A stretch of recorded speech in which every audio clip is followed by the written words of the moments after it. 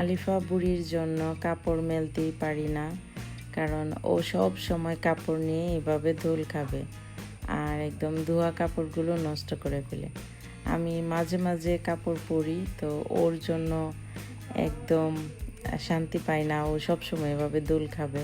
আসসালামু আলাইকুম, কেমন আছেন সবাই? আলহামদুলিল্লাহ, আমরাও খুব ভালো আছি। সকালবেলায় রুটি বানিয়ে নিলাম আর এইদিকে বেগুনগুলো কেটে নিলাম, টুকরো করে কেটে নিলাম, কারণ মাছের পেটি টুকরো করে তারপর বেগুন দিয়ে ভুনা ভুনা করে রান্না করলে বেশ ভালো লাগে খেতে। তো মাছের পেটিগুলো আমি টুকরো করে নিয়েছি।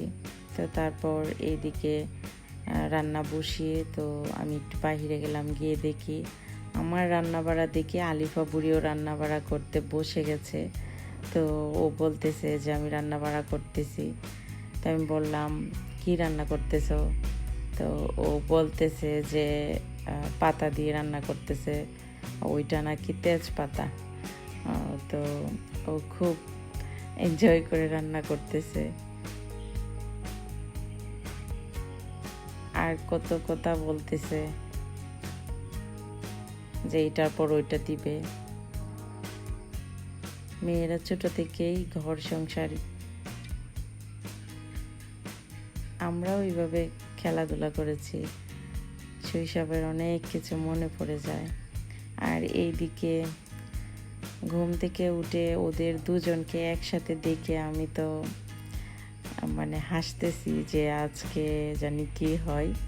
তার কারণ হচ্ছে ওরা দুইজনেই একসাথে আসে না, কে একজন সকালে আসে আর অন্যজন বেশি কাজ থাকলে তো ওই দিন আসে।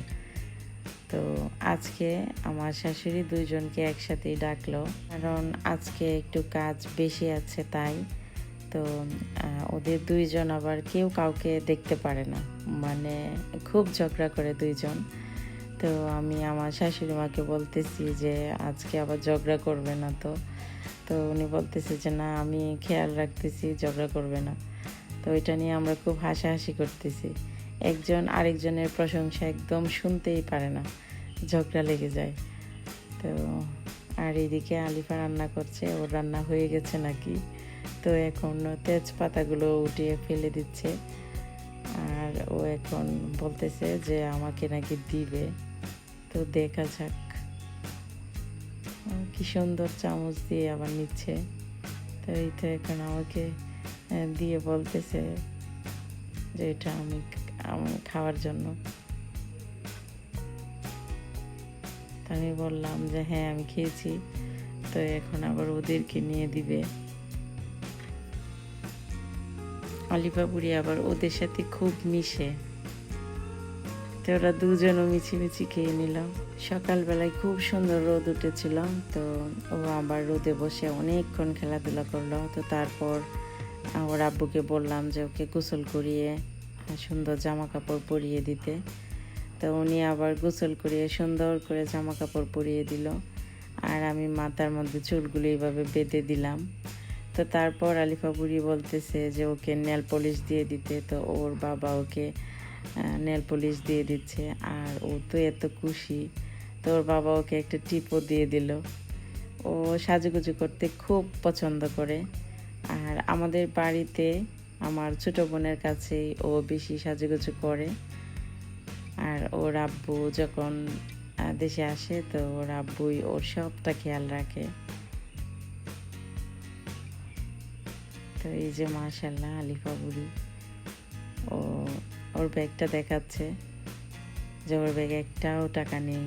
ও বলতেছে এখন আমার কাছে চাইতেছিল যে আমি টাকা দিতে ওর ব্যাগে রাখবে।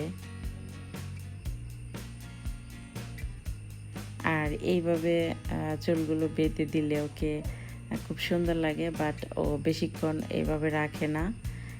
ও বলে ওর নাকি ব্যথা করে, অনেক অজুহাত ওর। তো আমাকে বলতেছে চলো ওই দিক দিয়ে একটু ঘুরে আসি।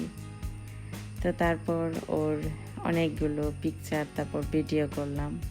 আলিফার জন্য সবাই দোয়া করবেন, আলিফা বুড়ি যেন অনেক বড় হয় আল্লাহ তাআলা যেন সকল বিপদ আপদ থেকে ওকে রক্ষা করে, আর ও যেন এইভাবেই হাসি খুশি থাকে সারাটা জীবন। খুব পাকা বুড়ি, অনেক প্রশ্ন করে শুধু। আর ও হাতের কাছে যা পাবে তাই নিয়ে খেলা করবে, তো ওইটাকেও নিয়ে কিছুক্ষণ খেলা করলো।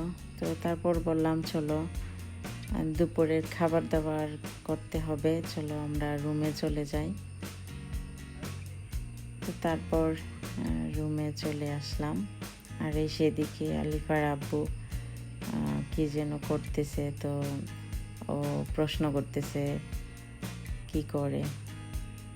তো তারপর আমি দুপুরে যা যা রান্না করেছিলাম সবগুলোই টেবিলে নিয়ে আসলাম। তো ওই দিন পেঁয়াজের কলি দিয়ে ডিম ভাজি করেছিলাম, তারপর আইড় মাছ ভুনা করেছিলাম, আর লাউ শাক রান্না করেছিলাম সিম আর আলু দিয়ে। তো এইভাবে খুব টেস্ট হয়, সিম আলু প্লাস লাউ শাক। আর এইটা হচ্ছে সিলেট অঞ্চলের খুব জনপ্রিয় একটি খাবার, টেঙ্গা ওইটাকে বলে। তো যারা সিলেটের আছেন তারা অবশ্যই চিনবেন। এটা আমার শাশুড়ি মা রান্না করেছিল। আর এইটা হচ্ছে চিংড়ি মাছ দিয়ে পালং শাক, এইটা খুব মজা খেতে। আর এইটা হচ্ছে চাপা শুটকির তরকারি। তো আমি চাপা শুটকির তরকারিটা দিয়েই একদম পেট ভরে ভাত খেয়েছিলাম, খুব মজা হয়েছিল। আর সাথে সালাড তো আছেই।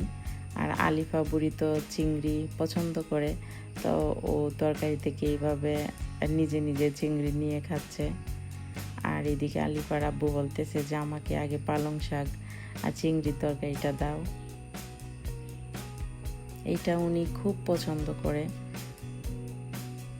আপনারাও ট্রাই করতে পারেন পালং শাক দিয়ে চিংড়ি মাছ।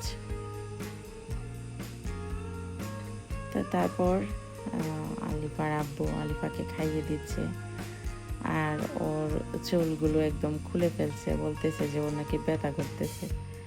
তো আমি হাসতেছি, ওইভাবে চুল বেঁধে দিলে তারপর অনেকক্ষণ চুলগুলো উঁচু হয়ে থাকে, তো ওইটা দেখে আমি হাসতেছি। তো তারপর আমরা খাওয়া দাওয়া করলাম, আর খাওয়া দাওয়া শেষে একটু ফ্রুটস খাবো সবাই মিলে। তো আমি সবগুলো কেটে একদম পরিষ্কার করে ধুয়ে নিয়েছি, তো এখন ওইগুলো আমরা সবাই মিলে খাবো। তো আজকে এই পর্যন্তই। সাবস্ক্রাইব করে অবশ্যই আমার চ্যানেলের পাশেই থাকবেন। ব্লগটি যদি ভালো লেগে থাকে তাহলে অবশ্যই লাইক কমেন্ট অ্যান্ড শেয়ার করবেন। সবার সুস্থতা কামনা করছি।